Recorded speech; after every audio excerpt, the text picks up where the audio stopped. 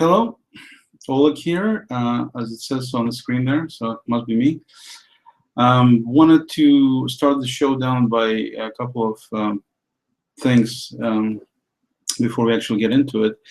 A little bit about myself. I've been in IT for dozens and dozens of years and have approached computers both as a user and as a IT pro, and using software and using hardware. So in other words, I've done a lot of different things, used a lot of different things. I help businesses in that endeavor in terms of bringing IT services to them. So I look at software in a totally different critical manner than a lot of regular users do. But at the same time, I'm also one of the users, so I'm also looking at it as a regular user as well. And so I've been a huge supporter of Google since inception, basically, when they started releasing various products after search. And they've done a lot of great stuff. I'm like I said, everybody that knows me knows that I'm a huge, huge, huge fan of Google. And even though this is supposed to be a rant today, which it will be when you see what I'm talking about, I just wanted to preface that, or prefix it, I should say, with the fact that I am a huge fan of Google, and I love a lot of the stuff that they do. Obviously, they're not perfect. Nobody is. But at the same time, you know, from everything I've seen they've done before, even though some things I wasn't in total agreement, so for example, when they killed the Google Reader, a lot of people were disappointed with that move. A lot of people were looking forward to Wave, and they decided not to really let it shine and see if it actually would take hold, and they killed it. So I understand it's their company. They can do whatever they want. They give us a lot of these services at no cost, so we really have nothing negative to say or demand or tell them what to do, what not to do. I totally understand that, and you know, totally with that concept in mind. But at the same time, when this new Google Plus release came out, it just totally baffled me as to where they're going and what they're doing. Like I said, I love most of their stuff. I was a Google Plus user literally days after it launched. After I begged somebody to give me an invite, and I never looked back. That's the same day I closed my Facebook account. The only reason you can even find my account on Facebook right now is just because I have to do some stuff for some of my clients. You won't find any posts of mine except for one that says, you know, you want to talk to me, you go to Google Plus. I'm definitely a diehard Google Plus fan, no question there. And the reason I'm a diehard fan is not because Google made it. It's not because it's called Google Plus or anything like that. It's because of functionality and usefulness it presented, with features and capabilities that were simply unmatched, in my view, anywhere else. Yes, there are other social networks and other platforms that do a lot of different things, many of which are similar to what Google Plus is. But if you look at the breadth of it completely and look at everything it's doing, and especially its interface with other applications, in terms of the overall Google ecosystem. At one point, Vik Gundotra, which was the initial gentleman behind Google Plus, he called it a social layer. That's the name that he used, that Google Plus is a social layer for everything Google. And the idea was that Google Plus will kind of infiltrate, if you will, using its various capabilities. Yes, it's a social network in itself where you can create posts and to reply to them, things like that, follow people. But at the same time, you can do a lot more than that, because its capabilities are intertwined with a bunch of other Google apps, such as emails. You get an email, there's a picture of a person who sent it to you, link to their prior emails, link to some of the posts, to their profile. I mean, there was a lot of stuff that was kind of intermixed like this, where you can do things like you go to the calendar and you set up a calendar event, and you can say it's going to be a Google Hangout. And of course, Hangouts was a big part of Google Plus when it launched. Not so much anymore with the new release, but certainly was back then. And you know, you had everything. You had videos, you had photos. But Google started dismantling the cohesive structure, if you will, of Google Plus. Starting with photos, when they said that they're going to put, you know, they're going to have this thing called Streams and Photos, run by Bradley Horowitz, but at the same time, the photos became a separate product, which, from what I saw, it was totally rewritten pretty much to be similar to what it was before, but at the same time disconnected from Google Plus, kind of like severed child, if you will.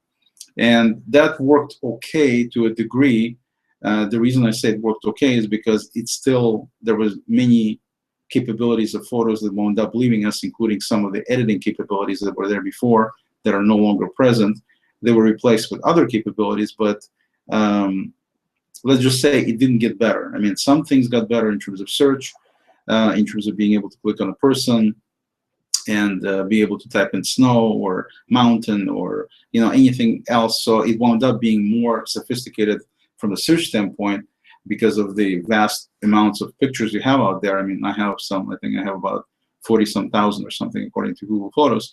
So no question that the enhanced search is a big plus compared to what it used to be. And but at the same time, some of the editing capabilities are gone. Just the fact that on my mobile I can't easily type in person's name with the plus sign when I want to share a photo with them is a huge downer for me. And I don't know if they will ever fix that.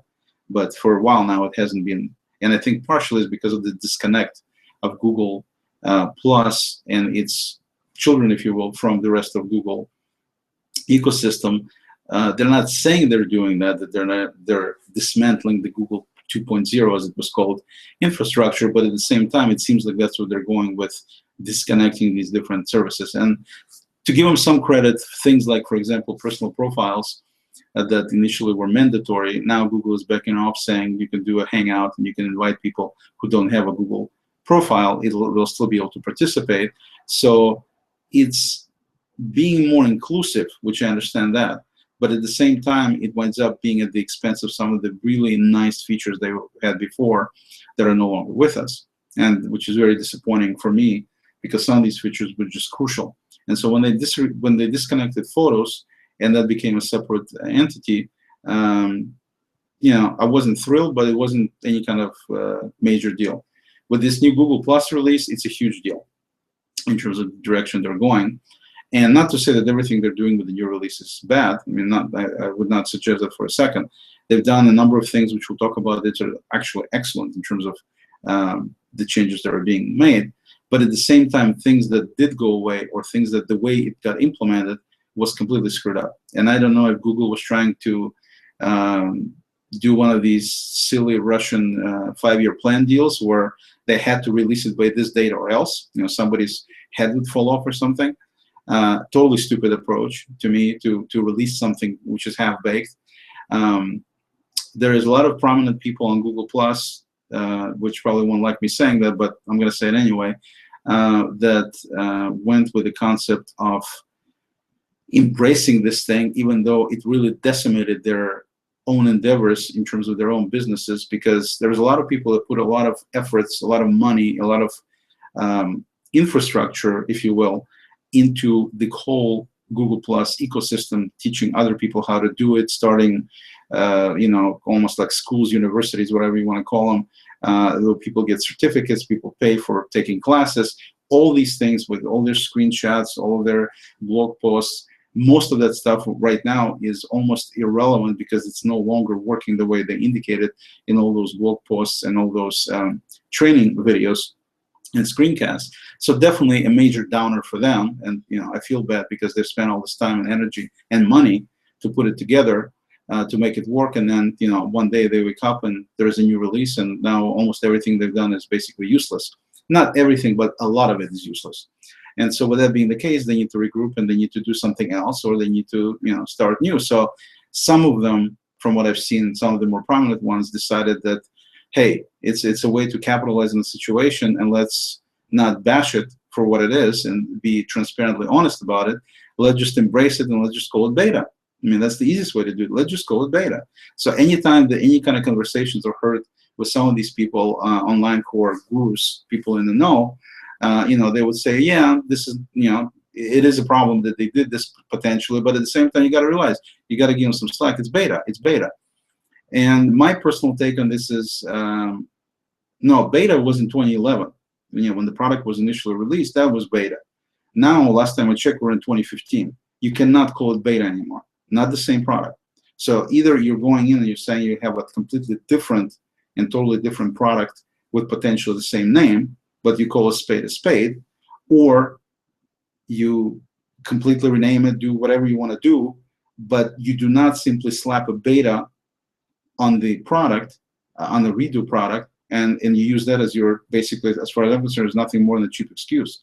Okay? Anytime there is any kind of problem that's being mentioned or any kind of feature that's missing, okay, it's beta. What do you expect?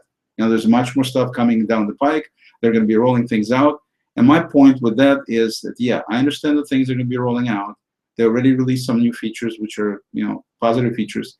The bottom line is that there is no reason why the old Google Plus needed to be abandoned for the new one at this point in time, when the thing is completely not done yet. So let me show you what I mean. Let's go do a screenshot here and go to the screen here and talk about more specific. So this is the old Google Plus interface. As you can see, we have the pull down that has all navigation options. You know, we have profiles, we have people, we have collections, we have communities, events, hangouts, pages. Very nice. And that's what the old interface looked like. And now we jump into the new interface, and it's like, okay, it kind of looks slightly different, but not too bad. Initially, they had 2 columns displayed instead of 3, which I thought was ridiculous considering how much wasted space there was. But they quickly changed it, so that's cool. Now we're back to 3. On this old interface, it says what's new with you. It's got all these options. If you look at the new interface, it says what's new with you, and the options are, you know, over here you can click on the picture, but if you actually click on the box itself, it winds up coming up with some of the additional things. And if you notice here, we're definitely missing something. So let's go back again. What can we do here? We can create text posts, we can add photos or MP4 videos, we can create links, put links in there. We can embed a video by clicking on the video. We can create a new event, or we can do a poll. Those are all the options available in the old Google Plus. You look at the new Google Plus, you can stick a picture, you can do a link, you can put in, I think this is location, but that's the extent of it. Okay, there is no polls, which was definitely a feature a lot of people used. Right now they're gone. That does not mean they're not gonna come back into this feature as well. But for right now, they're gone. The polls are no longer there. Okay, and at the same time, there is no option here unless you do it through here. Maybe you just potentially put a my guess is you could probably do a link to YouTube video and it'll still stick it in there, but there's no option to add a video like you used to have before. And so, you know, it's not a huge thing, but it's a thing. It's definitely additional clicks, definitely take a little bit more effort, more time, but I can see they try to do this to save real estate on the screen, and I can understand that. Okay. Now the left navigation here, if you look at the left navigation on the old system, you had a pull down that had all these different capabilities here. You know, you got your own profile. You can look at people and deal with different things, dealing with them, dealing with circles. And let's talk about circles for a second. Circles was a huge deal when Google Plus came out. It was in fact one of the main reasons initially for people to jump into it, because you're able to fairly easily set up a circle of people that you want to follow their content. You know, it's whoever you put in the circle, then the content of those people you'll be able to see in your stream. So for example, at the top here, you look at everybody that you have in all of your circles. So the stream has everybody, but you can easily select a particular circle from this pull down menu. And if I want to look at, you know, all the things with people who deal with cars, I can click on that, and now I only see posts from people in there who have something to do with cars. At one point, at least they did. Okay, so maybe that's not such a great example. Maybe I should have changed my circles. But let's look at client pages, for example. And I have content dealing with different, you know, some of my different clients, some of their videos, things like that. So the idea was that you can set up any circle, you can put any people in it, and then when you go to that particular circle, you will see content from these people. Okay, slick enough, easy enough. You can look at everything, you can look at some, very nice. You also had mentions, and if you click on mentions right at the top of the screen, it shows you all the different posts where your name was mentioned, which is extremely useful in terms of being able to comment and see if people, especially if you have a large following, to do that. And you had capabilities to, this explore thing was kind of cool too. But the main thing is what I wanted to, you know, emphasize here is the circles was one of the key features of working in Google+. That's how you follow people. That's how you consume their content. That's how people can follow you. We look at the new Google+, and as you can see over here, there's no such thing. There's no top bar. There's no circles. I have collections. I have communities. I have profile, people. That's it. I mean, this Friends plus Me is an extra extension that I have that allows you to post to multiple networks at the same time. So that's just an add-on. It's not Google+. So the bottom line is that all that we have is collections, communities, profile, and people. And in the old deal, we had communities and collections and people and profile, but we also had events, we had hangouts, we had business pages. All of that right now is gone. The pages are not gone, but the interface to get to them is gone, including the access to circles. Are circles gone? No, they're not gone. Circles are still there, and you can still use them, and you use them in a similar way the way you used them before. So when you create a post, you can still type in circle name. But as you can see in terms of the interface, if somebody new came into Google+, they wouldn't even have a clue that circles even exist.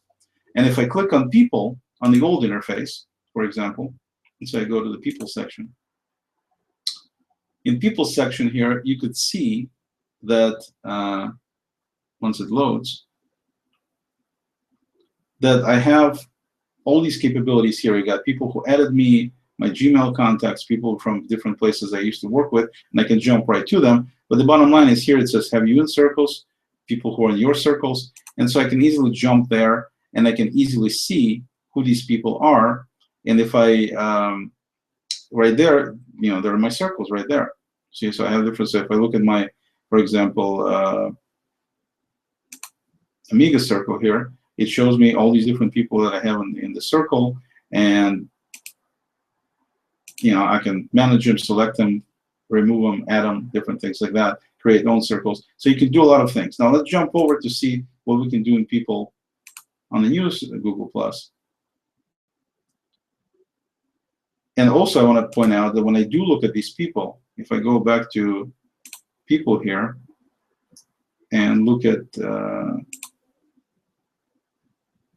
define people, you'll notice that there's a lot of information, not a tremendous amount, but some information about where these people are from, what they do.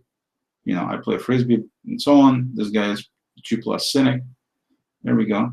We got Disco Bandit here from Austin Hill, Texas. So it gives you some information. Now you go to new Google+. What do I get? I got names, and I got dinky circles. Not circles, but I mean circle pictures. That's all. It says people who are followers following. Okay, so it uses different terminology. And I don't know anything about any of these people. If you hover over it, it doesn't give you any more information. Okay, and if I click on follow, that's not going to put this person in a circle. Okay, all it's going to do is going to put it into actually into a circle called followers or following. That's all it's going to do. Okay, can I put this guy in a circle? I can. How do I do it? By clicking on it second time, and now it's going to give me a list of my circles. Okay, is that intuitive enough for you? No, it's not intuitive enough for anybody. So most people would basically click on follow, follow, follow, follow. They don't even know who they're following because there's no information here like there was in the old way. Okay, can I click on this guy and go to his profile? I can. I'm assuming, yeah. So there is this guy's profile, and I'm able again here to click on follow, which will just stick him in the following. So in other words, they dumb down the interface to make it so most people would do nothing but follow people. In other words, it's a Twitter work-alike. You can follow people, and people can follow you with a very basic concept of following without any segregation into categories or groups of your own, which is what made circles so phenomenal and so useful. So now they're dumbing it down to the point where, yes, circles are still there, and you can see, like I showed you, you can still get to them. But for most new people, it's completely unintuitive. They have no idea that circles even exist because you cannot get to them here. Okay, now if somebody is in the audience, I can hear them shouting, wait a minute, but I have circles on the left side. I also have circles. Yeah, you know how you get circles? You click on settings, and then in settings, you scroll down to the very end where it says advanced settings. And under advanced settings, if you turn on this little bar here, It says enable circle stream and navigation. This is how you get to circles, which is about as ridiculous as you can get in terms of ease of use and usability. So now when I go to my home page, and if you look on the left side here, you can see that I actually have a thing called circle streams, they call it now. And I'm able to pull this thing down. And then when I pull it down, it gives me all of my circles here. So if I click on my food circle, now I'm able to get to, a circle of people who post about food that I stuck in my food circle. Okay, and there it is. So the capability is not removed, and at the same time, the ease of use is completely screwed up. Completely. I mean, this is not how things should be working. If anything, they should have tried to make it easier to use without losing capabilities, not simply keep the capability in place and hide it so badly or so well, however you want to look at it, that people don't even know how to use it, want to use it. And then, of course, what's next thing that's going to happen is that if they simply pulled circles, people would scream bloody murder, just like I'm screaming right now. So, and that would completely change the whole access and use and everything else. So they haven't done that yet. Okay, Google hasn't done that yet.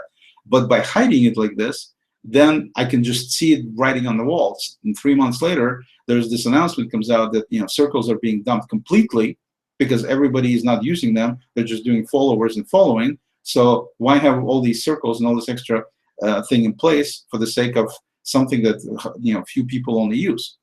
And to me, it's really lousy. If that's going to happen, it's going to be really lousy because circles are really nice the way they were implemented, the way they were used. Sure, they could have been enhanced in a number of ways, but at the same time, they were extremely useful. And I think it's terrible that Google hid them so bad that nobody's basically going to use them coming into Google+.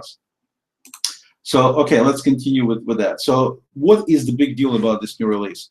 The big deal on the new Google+ is, and by the way, I'm going to get, before I end my rant here, I'm going to tell you exactly why they did everything they did and how they're fundamentally screwed up with their approach, okay, with going what they're doing. Because there's a reason they're doing all this stuff, and I'll get to that later after I go through some of these options to show you how the old stuff, how much better it works compared to the new stuff. So the emphasis on this new release was about collections and about communities. That was the whole deal. So, and the concept, the intent there is very positive in my view, because collections was an excellent feature that was added to Google+. That was the last thing, the big thing they've added. Communities was a big plus as well. And the idea is very simple for those that don't use this or haven't used this. Before you only had profile, and which is basically who you are, indicate in there who you are, a little bit about you and things like that. And then people would see that they might want to follow you. They follow you by putting you in one of their circles. That's how they would follow you. And then when they look at all the circles or just that particular circle, they will see the stream of whatever you're posting so they can see it, okay? And so that was the initial idea. The problem is, or the problem was, and still is, I guess, is that for many people, people post different things. I mean, if you look at me, I don't post things dealing with, let's say I'm a big fan of the Beatles, which I am. I don't post everything related to the Beatles all the time. I post it occasionally, but I don't post it all the time. I'm also big into computers, so I post a lot of IT-related stuff, okay? I don't post it all the time. I also post pictures of my kids. I also post pictures of ducks. I post pictures of, amazing-looking sky. I mean, there's all kinds of different things that I post in terms of photos and posts and ideas and news and politics, all this stuff. It's a hodgepodge of things that I post. So when people have to look for specific things, let's say they're interested in growing corn, for example, okay? Yes, I may have one post about growing corn at some point in time, but you wouldn't want to circle me if that's what your interest is. So the idea was that because of this profiles being so diluted with people posting anything and everything, they really didn't work to focus specifically on a particular point of interest for people, which is one of the reasons people use social media, is to interact with people and to find things that they're interested in. So that's where the idea with communities came, where Google basically said, look, we're giving you a tool where you can have a group of posts that's broken down into categories. You can have up to 25 of those categories, and you can name them anything you want, whatever categories you want. You can have it private, you can have it public, and then you can have some people join automatically, or other people have to ask permission, and then you have moderators who allow them or disallow them. The idea being that it had a nice, secure infrastructure in place, and then you had posts that are specifically dealing with particular content. For example, if I go to my community called, if I go to my community here called Jazz Fusion Aficionados, I don't have too many communities, but I got some. It's a public community, anybody can join, but over here in my main pinned post, I tell people, do not post anything other than information related to jazz fusion, jazz rock, jazz funk, jazz fusion in general. That's all you will pretty much see here. And of course, some people post stuff that's not on the ball, so they give it to me as spam, potentially, and I go ahead and I kill it if I need to. But for the most part, if you look in there, there is no junk in there. There's just nothing but great music, specifically for that genre of music. And, because of this kind of music, this is the kind of music that I love the best, I set up this community. And then in this community, I set up these categories here and put in some information. Right now, this community grew to, it's got over 1,000 members, 1,090 members. Okay, it's just growing completely on its own, with people, resharing some of the things and me resharing from time to time. It just kind of grew organically to be over 1,000 members. So I'm not the only one who likes this music. But the idea, concept here with the community is that posts are dealing with a particular topic or particular group, narrow group of topics. Maybe it's a community of medical doctors, or a community of dentists, or community of social marketers, things like that. And then moderators make sure that nothing but that kind of content goes in there, and they moderate it. And so you have a nice place. If you're interested in cosmetic dentistry, you do a search for cosmetic dentistry, you find a community, and then you'll see nothing but posts dealing with that particular subject. So it was really cool. People can create their own posts, people can put comments, people can reshare it in other streams and to the public. If this is not a private community, very, very nice. Very nice to focus. Second thing that came up with later was collections. And the collections was similar. I mean, communities collections are similar in many ways. But at the same time, they're quite a bit different.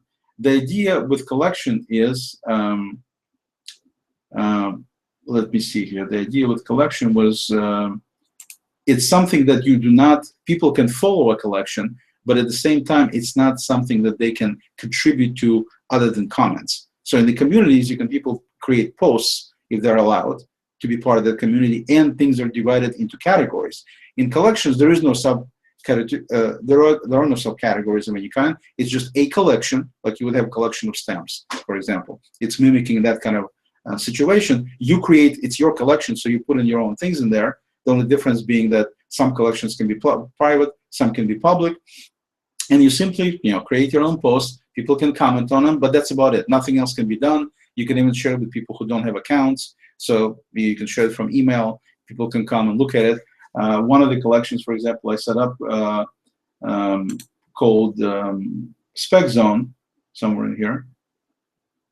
Oh, it's on my business account. Never mind. It's from my business page. But anyway, it deals specifically with posts, nothing to do with anything but some videos, some posts about that particular business endeavor that I'm doing. And I have a collection called Sky Candy, which shows nothing but my photos of various, really cool looking skies in my view. In my opinion, they were cool looking skies, so I do that. And they automatically set it up so whenever you have a collection, all of your followers automatically follow that collection, and then people can follow and follow as they see fit. So that's why it shows I got 10,171 people following the incidental backgrounds, which is my collection of accidental shots or specific shots that would make cool backgrounds. But as you can see, collection is very focused, just like communities were, for specific thing. Like in this case, it's nothing but backgrounds. It doesn't have any other things but backgrounds. This is, my biggest, most favorite and most followed collection is called my favorite Beatles photos collection, and that's where I basically share posts of other people with pictures of the Beatles that I really like because they're my all-time favorite band. So that's what you'll see here. So it's very nice to be able to just go, if you're into that kind of stuff, follow this collection, and you see exactly content dealing with that particular topic. And I see we got Mr. Fennell here. Thank you for joining us. Hello. Let me bring him up for a second so you can say hi. Hello, Alec. I can't hear you for some reason. Are you muted?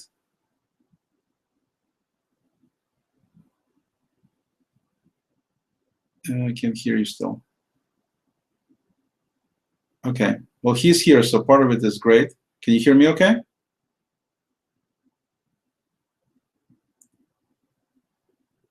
Okay, we'll let him adjust his thing. And in the meantime, I'll continue with me. As soon as he gets going, we'll get him into it again. All right, so back to my Beatles collection here. And you can see that, you know, a bunch of photos only dealing with this, that you're not going to find any other post dealing with anything else. You know, it's my collection, so nobody can touch it. So that's different. In the community, you can have other people be members, and they can post their own posts in there. In this collection, in the collections, you can only post your own. So if it's your collection, you're the only one who can post there. So that's the big difference. And then, of course, you can have people follow you as much as they want, where you don't have the same level of control in terms of I can block people, or I basically can set up community, not allow people I don't want to come in there and post and everything else. In collections, you don't have that capability. You just, people come in, if they want to follow your collection, they follow your collection. So it's much simpler, but same idea. It's focus. Focus on a particular topic for a particular subject. And if you look at the collections in general, there's tons of them. Tons and tons and tons of them. Let me see here what's going on with. It shows the mic, but. Hello, can you hear me? There we go. Now we can. There we go. Okay. All right, good. Welcome. Glad to have you today. So I'm going to talk for a little bit more, and then feel free to jump in anytime, and then we'll just kind of go back and forth. Okay? Thank you. All right, so Google basically with this release, they said that we want to concentrate more. This is what people like. And the proof is in the pudding, which is a lot of people, including myself, can vouch that there's been a lot of following into collections. A lot more people came in and started following collections as soon as they were launched. And of course, there's tons and tons of collections out there. So it was an excellent move on Google's part. It's great that they did, you know, put this collection thing together. It's definitely very useful, very easy to use, very easy to share. I mean, it's a beautiful thing, no question about it. So because people are interested in specific things, seems like that's the theme, then coming up with these communities and collections and putting more focus on them, which is the same thing they did with mobile, that's what makes it so great and so useful, and kudos to them. I mean, that was a wonderful deal. And so with the new release, you can see, because they only have collections and communities are the top two things here, before you get into kind of minutia stuff, a beautiful job. I mean, you can immediately go, you click on collections on the new interface, and there is all my collections right there. The order of them right now is something that Google chooses. You can't change the order, which is a problem, and I'll explain later why. But at least they're all there, and you can look at collections that you're following. And as you can see, I'm just like everybody else, following a bunch of different things, partially because you automatically follow everybody who were in your circles anyway with their collections, but also specifically following things that you actually have interest, like I have a major interest in Google Apps for education here. So I'm following this collection called Google Apps for Education Tips. And as you can see, beautifully done. It's got all kinds of posts in their videos. I mean, excellent, excellent. So the collection's a phenomenal tool. It's highly recommend you use them, everything else. But let's for a second look again, going back to the interface, which is my main problems with this whole approach of Google's, is if I go over here and I find the same Google Apps for Education collection, and click on it to open it, I get, you know, you can see the interface is quite a bit different, where they put the logo, if you will, of the collection on the left side, and they have this bar here on the left. Here you have it full screen, so obviously it's up a lot more screen. As you can see immediately posts as you start versus not seeing anything until you scroll down, which is fine. I mean, it's a better use of real estate, wonderful. But look at this on the left side here. We got this huge, huge gap, right? Huge wide amount of white space used for nothing. And it shows me that I'm following this collection, which is fine. But it's all this, on one hand, there's more real estate being used. On the other hand, there's all this real estate being wasted. It's even more prominent if you go to collections. I'm sorry, if you go to communities. If I go to communities and I pick a particular community, let's pick community IT for small business, for example.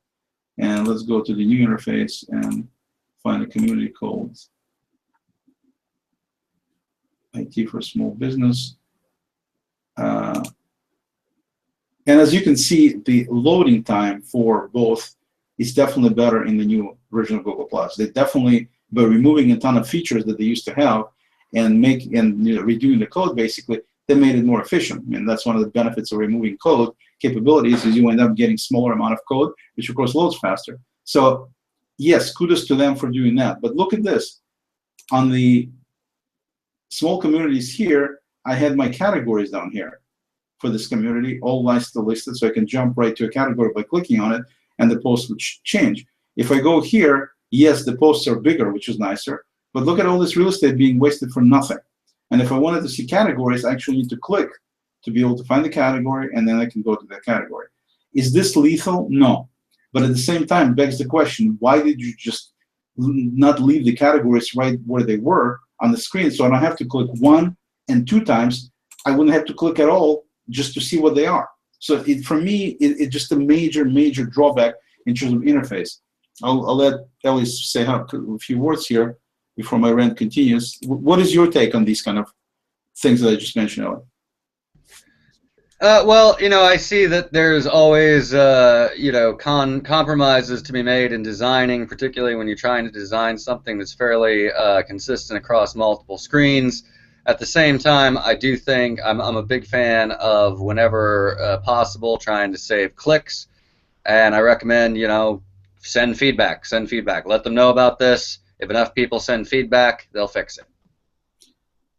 Yes, I mean, I think they might be able to do some of these things, but in a lot of ways, in terms of redoing their code, I can't imagine them pulling a wave on this thing, where they will just take and shelve the new version completely because there is so much outcry from the community saying, leave the old version alone. We want the features the way they were. It was fine. Don't fix something that ain't broke, type capability. So, I mean, type statement.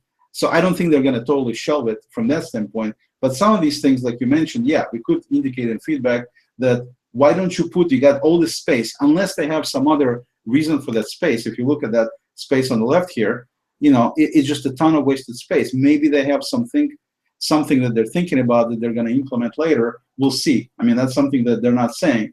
And so as a minimum, I think what makes me frustrated is come out and say, look, we understand that this thing has some areas like this, for example, here. Things are coming. I mean, this deal with this white space, I'm sure a lot of people complain about that, where it's just a wasted space. Make some comments. Don't just come up with a new version and don't say anything at all, and then have a bunch of people, including themselves, I don't know if Google actually said it, but other people certainly have said that this is beta. How is it beta 4 years and hundreds of millions of users into the deal? How can you call something beta like that? It's almost like if Ford were to come out with a brand new car, and all of a sudden they will say, well, look, it doesn't work because it's still beta. You've been making cars for 100 years. You don't get a choice to go beta anymore. And that's my point about this. What do you think about this whole beta nonsense, Ellie, at this point in time? Well, the designation beta is just meant to refer, in this case, to the new interface while it remains an option, because you still have the option to go back, and that's why they say that it's a public beta. And I would like to say that if you've watched how Google works with other products over the years, this really shouldn't surprise anybody. They've done this exact same thing before with new YouTube interfaces, with new Gmail interfaces. I think what we're seeing here is kind of the same thing to some degree that Facebook sees, where because personal connections are so dependent on this, you see a lot of outrage. But you also certainly saw it with YouTube, with the channel creators, every time that Google has changed the interface. Whoa! Yeah. So, I mean, I see the argument, and I do think that, we are dealing with a company that had the beta label on Gmail for, 8 years, something like that. And Right. we're dealing with a company that it's been a long time, if it ever was the case, that they've been sort of micro-responsive to the questions that people had about the process they're going in. Google sucks at communicating is kind of the conventional way of explaining this. I think that's true from the perspective of, there's sort of been a way that communicating about product development worked historically. On the Hmm. other hand, I would be hesitant to go too hard on a company that has a whole host of multi-billion user products that's done it this way, because it must work. It may piss a lot of people off, but on the whole, there must be Yeah, something admirable to it. yeah, and at the same time, like I said, I don't want to belittle Google in terms of as a company altogether, because they do a lot of phenomenal stuff, incredible products, incredible services. I'm a huge fan. I'm still a huge fan. I mean, it's not to say that these things I'm ranting about here in any kind of reflection on the company in general. I'm just saying with this particular release, I'm somewhat surprised. I personally call the definition of beta as nothing more than cheap excuse. When people say, well, this doesn't work. Well, it's in beta. And what about this thing that we don't even have the functionality anymore? What about the hidden circles by default? Well, it's in beta. So it's like anything that's negative about the new interface or about the new Oh, functionality. no. The hidden circles by default's not beta. That's final. That's you're not gonna have the circle streams turned on by default. I don't care how much people rant and rave about it. That's not coming back. So You don't some think it's things are coming back? final at this point. Some things are Okay, let me final. ask you this question then. Why do you think that they hidden that? Why is it not coming back? Because I think that there was a feature that mostly confused people and didn't really get used very much. I think, there are those of us who saw the value in it, that, oh, hey, I can take people that I know that post about technology, I can create a technology circle.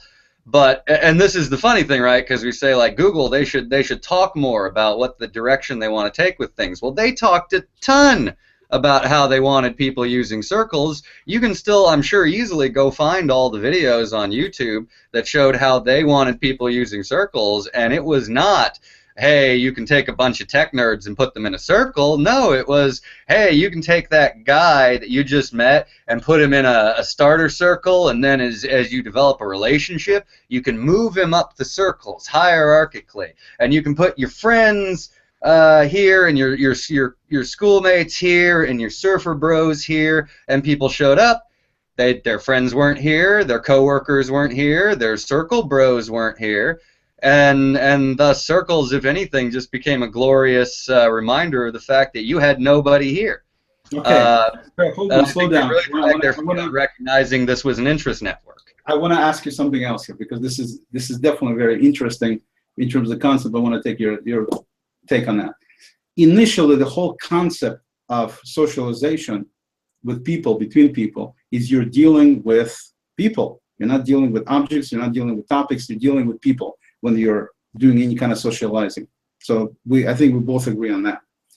Taking it to the online level, you're saying you're following people. You do that on Facebook, you do it on Twitter, you do it everywhere. You follow people. You do not follow technology. You're maybe interested in technology, but you're following people, okay? So what we're saying now is, with this move into collections and communities and removal of circles as a way to follow people, you're really changing the whole concept of following from people to topics that are completely people-less. In other words, I'm following a technology collection. I don't care if it's run by Ellie or anybody else. I couldn't care less, because I'm just interested in technology. So the whole concept that they had before, and the whole idea of following people, which is a social thing to do, winds up going to pieces, because now we're saying, no, now we're going to be following collections or communities. The heck with people. Do you look at it this way or not? No, that's not exactly how I look at it. I mean, first of all, when you look at the history of social media, the Facebook model, as long as it's been around at this point, is still a rather late comer to it. When you look at IRC chat, for example, which is where a lot of the concepts, including the hashtag, for example, were born. That really was the first social media, and that was almost entirely about following around topics and interests. I also think that when you look at the real world, if you want to draw analogies, we got to put aside the idea anybody's going to beat Facebook. That's not going to happen without a radical disruption. I know you can create a social network with whatever features you want at this point. It's locked. Grandma's not leaving to follow you somewhere else. So basically in real life you have the people that you know sort of by circumstance of birth and geography. There's your parents and friends that come to you via, you know, via where you live, or other friends recommend them. But almost nobody stays sort of in that bubble their whole life, particularly, you know, with the world becoming more urban. People reach out to meet strangers, people with whom they have no connections that they're aware of. How do they do it? Well, they do it around events and things that bring people together around interests and activities that go beyond the fear of mingling with strangers that's almost inherent to urbanization. And the way I see it, Facebook has won the small town of the web. You know, it has won the, you know, everybody you know and everybody they know. But what is still left and horribly underserved is, in fact, the original model, the one that is based on interests first and communities first. And yeah, you meet people, and maybe through the discussions you have there, you move beyond it. And you can still see this with Reddit, IRC still around, Yahoo groups. Facebook has their own answer with groups, but they're frankly underwhelming. And I think there's a huge market there that's underserved and is hundreds and hundreds of millions strong. And I'm perfectly happy if Google Plus becomes the best place for that, in my opinion. Okay, so that's fine. But I don't dispute that. What I'm saying, though, is that you said that people would come to events, different things, for the sake of mingling and getting to know people in that environment. So the topic or the event is the catalyst for the end product or end result being getting together with another person. In other words, you do not go to the event just for the sake of the event. The idea to go to some kind of, you know, single social deal is to meet other people. You're still trying to hook up with other people. So you're socializing with people. And so my question to you now is, if we put all this emphasis on nothing but collections, and so, you know, you see all my Beatles photos and you love my Beatles photos, all of that, are you trying to hook up with me as the end result afterwards because you think that I'm cool because I have Beatles photos? Or basically you're done. You're just looking at your photos. You couldn't care less about Oleg because you looked at the photos you wanted to find. Well, if I'm to be honest, I mean, I think that that's going to depend a lot on the kind of interactions that we have. I mean, if I go to a concert, this is a metaphor for a community, and you're there at the concert too, Mm-hmm. and I try to strike up conversation, and you seem kind of dull, then we probably won't go any further than just sharing a love of the band. If you're really interesting in talking about that band, well, maybe we'll strike up conversation, keep talking about that. If there's nothing else you have to talk about of interest that you can ever bring into the conversation, well, then yeah, it's probably going to stop there. But conversations take turns, you know. They don't, most people are not that monodimensional. So maybe we start talking about the Beatles, and that goes into, oh, well, what about this? Oh, well, maybe you'd like to follow my other collection. Exactly. I totally agree with you. My profile. Totally I've been agree. creating a series of posts to go at the top of my collections that try to introduce people better to me, tell them about, you know, how they can follow my profile, the other collections they can follow, because I think you got to start. The idea that you can just wait for people to come and follow you, I mean, did that ever exist before? No, well, some people do. Some people are lurkers and they look for stuff. They don't, yeah, which is, you know, I've always been amazed at people who try to follow me expecting I will follow them back when they haven't, but they don't even have a single post. I mean, that's just not happening in my case. But, you know, maybe some other people do that stuff. But to your point, let's go back to the profile. Speaking about finding out something about people, I want to show that. So you look at the old profile, and you can see it's got, you know, nice photo there, Mount Rainier. It's got my picture. It's got, you know, ability to even look and see where I'm at if you're authorized to do that, which is kind of cool. As you can see, I'm right there. And, you know, followers, views, all of that. Very nice. And then, of course, if you click on the About, then you see a bunch of stuff that I wrote, not as much as other people write, but a bunch of stuff about where I worked and, you know, a little bit about me and so on. And some people make it much more specific. Case in point being, for example, well, we'll bring some other examples too, but let's just, well, that's fine. Let's pull up Ellie. And there he is. So you type in part of his name, and it takes you right to his profile. So if we click on About Him, you can see that he's got this nice Stonehenge photo there. and he talks about introduction. He's got Google Plus highlights.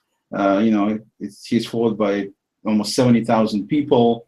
Shows you who's in common with me. I mean, tons of information is useful for me to consider. He's got these communities here, some of which were here, and I can join right from there. So very nicely done. Very nicely done. A lot of info. Interests, are they really your interests from the physical standpoint, official standpoint?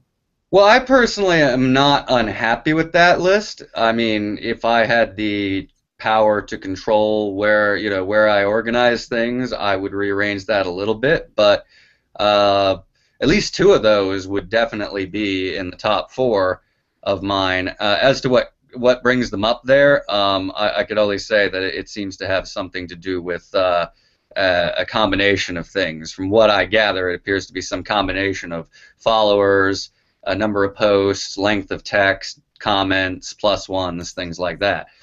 And in fact, I've been able to see it change as I've moved older posts in and out of collections. Like, oh, look, that one's suddenly gone up. So I think it's some combination of factors. Personally, yeah, I do think there should be a feature that you should be able to choose which ones show at the top.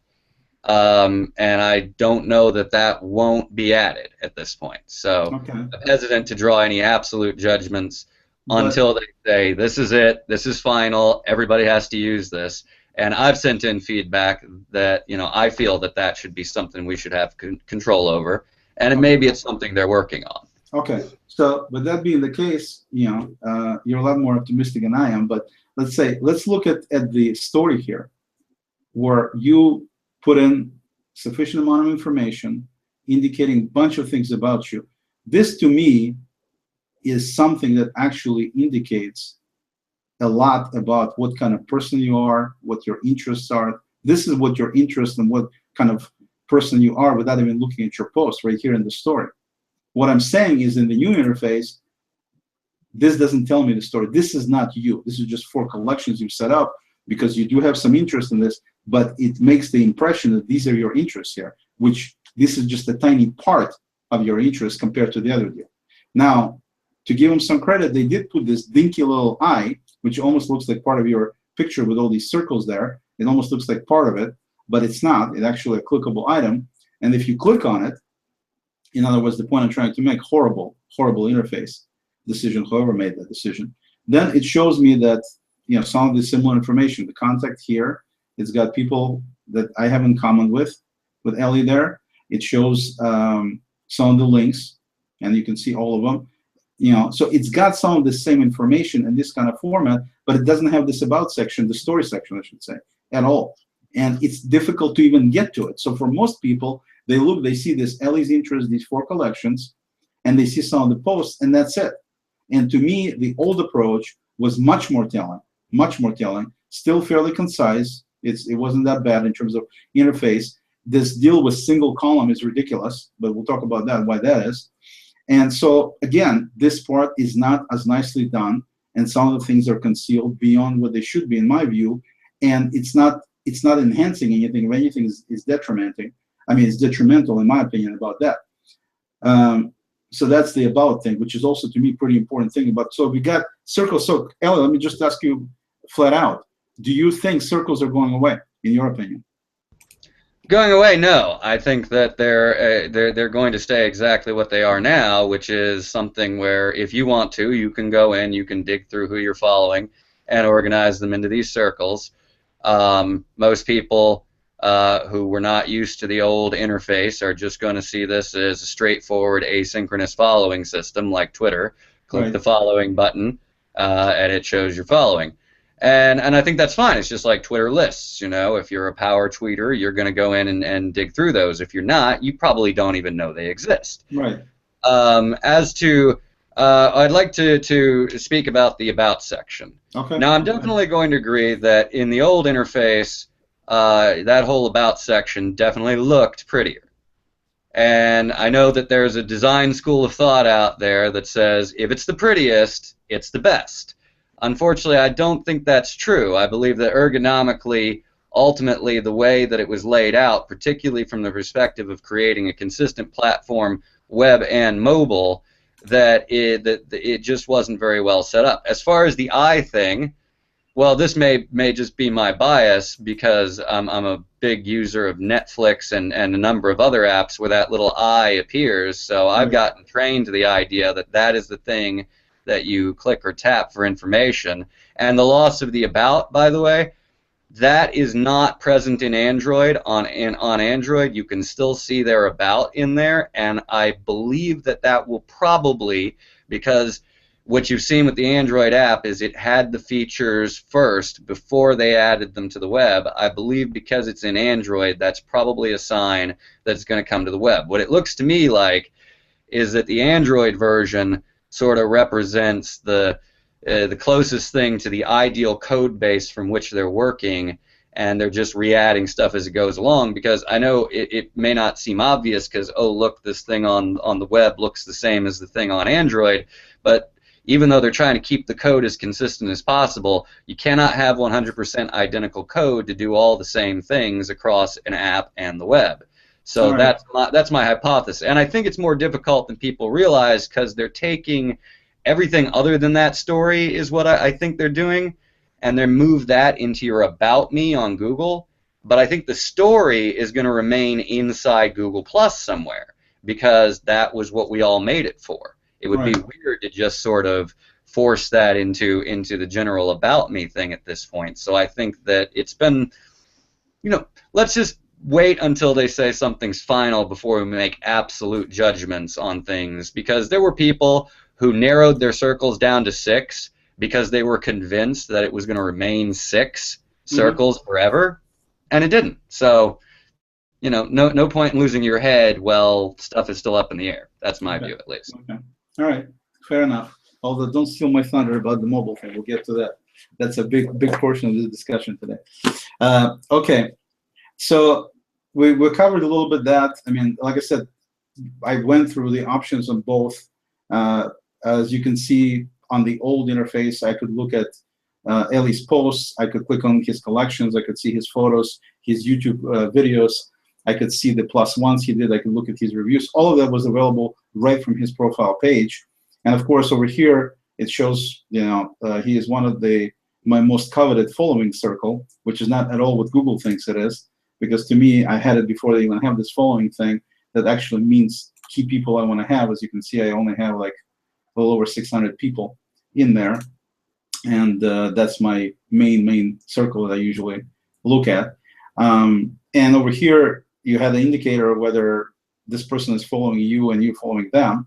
So as you can see, we're both following each other there. I could quickly jump into Hangout by clicking on here. I could send a text message, and I could do this despicable things like muting or reporting blocking Ellie, which I would never do. So the bottom line being that there was a lot of options, nicely organized, easy to get to without being cryptic. And with, as you can see, most of these options are gone now.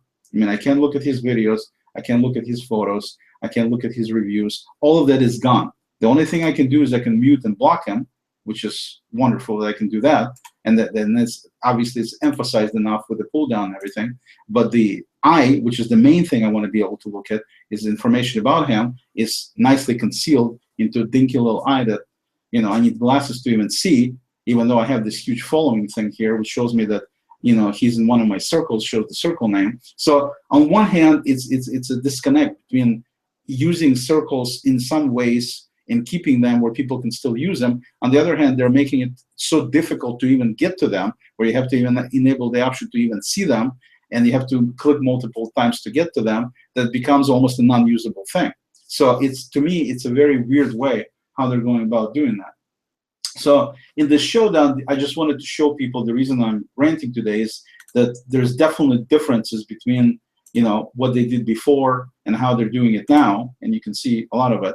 And we're getting, at the end here, because I could be, we could be talking about it for hours. You can look for yourself at different features and see what you like, what you dislike. But the bottom line of this whole thing, and a lot of features, like for example, if you click on the mobile, if you click on profile, and it says, look at the profile as the public. I don't know if they have it here or not. Let me see real quick here. If I click on What happened to my options here? You see, I'm clicking over here and nothing is happening. So definitely have some bugs. And that goes back to my point that I had earlier about the bugs and about some of these things being half-baked, beta or not. The bottom line is that it should have never been released without extensive testing into the public eye, like it's ready to go for prime time, which it definitely is not. But let's go to profile here, and I guess they don't give me an option. I wanted to see an option to look at the profile as, yeah, it's on the mobile. So on the mobile, they tell you can look at the profile as a regular public user. If you click on it, it says coming soon. It hasn't been implemented yet, which begs me again a question. Why in the hell are you releasing this with the button that says coming soon instead of waiting, actually getting done and having it in place? Either don't put a button that says coming soon, you don't even have the functionality in place, or get it done and then release it. That's one of the biggest beefs I have with this whole release is this thing is not ready for prime time. You had a working product. I mean, why come out with a release right now? Why? Because it's Christmas? Because it's Thanksgiving? You wanted to give people something new to play with? I mean, that's the only logical reason I have. All the other reasons are completely illogical why they would do it right now, being a company that they are. It's not some outfit who knows from where. So that just floors me that they did this. But anyway, let's move on. Let's move on to mobile. The biggest problem with this whole release, now I'm going to say it, Ellie, you tell me what you think. The biggest absolute problem with this whole release, in addition to all the other things I mentioned, there's tons of other things I haven't even mentioned yet, is the fact that they took a desktop version and they tried to make it basically identical with a mobile. And if you look at the intent of being able to be congruent, where people don't need to learn different interfaces, different things, the intent is plausible. It's not good, but it's plausible. But if you look at the history of computing, and if you look at the history of people using devices, you can see that we all started out using dinky little displays that went into 24 lines by 80 characters across, that went into graphical interfaces with dinky little 9-inch screens. Remember those Macs you could use to hold your doors so they don't close? Those were excellent for that. 9-inch screens, black and white. We went into color. We went into high resolution. Eventually winding up with having, nice 23, 25, 32-inch monitors on our desks, multiple monitors. Why? Because the resolutions, we wanted higher resolution so we can see more. But the problem is that if you go with high resolution, you need to have the actual size expand of the device as well, because otherwise it becomes unreadable. It's so tiny. If you look at movies, for example, people used to watch movies in dinky little TVs, right? Now we watch movies in 42-inch, 55-inch screens. Why? Because it looks so much nicer. Because bigger and having all this resolution, all these colors, you need to have size to go with it. If you look at the movies, for example, you don't come to a movie theater to watch something on a small screen. You watch it on a grand screen. You want to get the absolute best resolution, best visual and audio quality, you go see it in IMAX. What do you see in IMAX? You see a 4-story height screen. That's what you see in IMAX. Bigger is better is not just a statement. Steve Jobs, was completely wet when he said that 3.5-inch screen on the iPhone is the ideal size. It's BS. We can see from how people are using it, and from Apple themselves finally, after may he rest in peace, went to 6 inches, things like that. Why? That's what we like, because we have the devices that require us to have higher resolution, more color. To be able to see it well, we need it to be bigger. It's not because we want to have bigger pockets, or because we want to have devices that weigh us down because they're heavier, or because we want to use them for self-defense. No, we use bigger devices because it's more convenient and easier to consume, to use. If the screen is bigger, my fingers are this thick. They're not going to get any thinner. So unless I go to some kind of stylus, I need to be able to press, and the button needs to be big enough to be able to register it. So the screen needs to be big enough to put everything they need to put on screen real estate. And to me, that's the biggest flaw with this release, is what they did. They tried to go from desktop experience to mobile experience in the same breath, which is completely wrong. You cannot fit what I can fit on 24-inch screen onto my 5.5-inch phone, even though it's considered to be a big phone. You just can't do it. Okay? It's wonderful that we have sheets on our Android phones. It's wonderful. But realistically speaking, you're not going to catch any CFO using their mobile phone to do any kind of spreadsheet work. Why? Because it's too small. Okay? Not because you can't, now you can, but it's too small. And I think that's the biggest flaw that Google made with this Google Plus release, is by saying we're not going to take the interface on mobile and make it the same on desktop, which means they basically completely bastardized the desktop experience for the sake of being the same as on the mobile. And of course, you cannot, you can't do it. You just physically can't do it unless you wind up with what they wound up with. Ellie, what's your take on this? Well, I'm not as jaded, basically. I think responsiveness is important. I think that things should try to ideally take advantage of the screen space. And, you know, again, I know you hate the term beta. It's not finalized yet, but I see a lot of ways in which the web version already does clearly take more advantage of the space you have and the interaction paradigm that you have. I can interact with posts in a 3-column multi-column stream directly there without leaving the stream, without going to a new page to have to interact with the post, like I would have to do on mobile, where I'd have to tap the post and then the post would load in a whole page thing.